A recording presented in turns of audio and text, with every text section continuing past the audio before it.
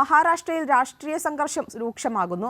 മന്ത്രി ധനഞ്ജയ് മുണ്ടയെ പുറത്താക്കണമെന്ന് ആവശ്യപ്പെട്ട് പൂനെയിൽ മറാഠ സംഘടനകളുടെ പ്രതിഷേധം. കുറ്റകൃത്യങ്ങൾക്കും സാമ്പത്തിക തട്ടിപ്പുകൾക്കും ഇരട്ട നീതിയെന്ന ആരോപണവുമായി സുപ്രിയ സുലെ രംഗത്ത്. അതേസമയം മുണ്ടയ്ക്കെതിരായ ആരോപണങ്ങളിൽ മൗനം വെടിഞ്ഞ് മഹാരാഷ്ട്ര ഉപമുഖ്യമന്ത്രി അജിത് പവാർ. രാഷ്ട്രീയ അന്തരീക്ഷം ചൂടുപിടിച്ചിരിക്കുകയാണ്. ബീഡ് സർപഞ്ച് സന്തോഷ് ദേശ്മുഖിന്റെ കൊലപാതകത്തിലും പർബാനിയിലെ പോലീസ് കസ്റ്റഡിയിൽ നിയമവിദ്യാർത്ഥി സോംനാഥ് സൂര്യവംശിയുടെ മരണത്തിലും മറാഠ സംഘടനകൾ പൂനെയിൽ പ്രതിഷേധ പ്രകടനം നടത്തി.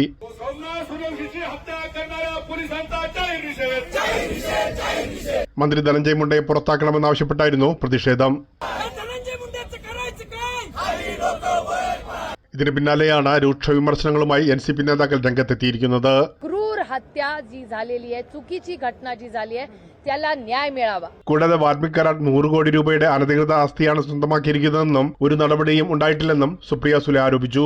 की वाल्मिक कराड जर एक्स्टॉर्शन अंडर त्यांची अरेस्ट झालेली आहे तर ED आणि PMLA हे का लावले गेले नाहीत? എന്തുകൊണ്ടാണ് വാൽമീക് കരാടിന് തുടർച്ചയായി പ്രത്യേക പരിഗണന നൽകുന്നതെന്നും സുപ്രിയ ചോദിക്കുന്നു. കള്ളപ്പണം വെളുപ്പിക്കൽ നിരോധന നിയമപ്രകാരം കരാദിനെതിരെ നടപടി സ്വീകരിച്ചിരുന്നുവെങ്കിൽ സന്തോഷ് ദേശ്മുഖ് കൊല്ലപ്പെടുമായിരുന്നില്ലെന്നാണ് സുപ്രിയ പറയുന്നത്. ഇതിന് മഹാരാഷ്ട്ര സർക്കാർ മറുപടി പറയേണ്ടി വരുമെന്നും സുപ്രിയ താക്കീത് നൽകി. അഴിമതി കേസുമായി ബന്ധപ്പെട്ട് FIR-ൽ പേരുണ്ടായിട്ടും ബീഡ് ജില്ലയിലെ ലാഡ്കി ബഹിൻ പദ്ധതിയുടെ തലവനായി കരാടിനെ നിയമിച്ചതിനെയും സുപ്രിയ സുലെ വിമർശിച്ചു. അതേസമയം ബീഡ് സർപഞ്ച് വധക്കേസിൽ ധനഞ്ജയ് മുണ്ടയ്ക്കെതിരായ ആരോപണങ്ങളിൽ മൗനം വെടിഞ്ഞ മഹാരാഷ്ട്ര ഉപമുഖ്യമന്ത്രി അജിത് പവാർ തെളിവില്ലാതെ ആർക്കെതിരെയും നടപടിയെടുക്കാനാകില്ലെന്ന് വ്യക്തമാക്കി. പ്രേംലാൽ, കൈലി ന്യൂസ്, മുംബൈ.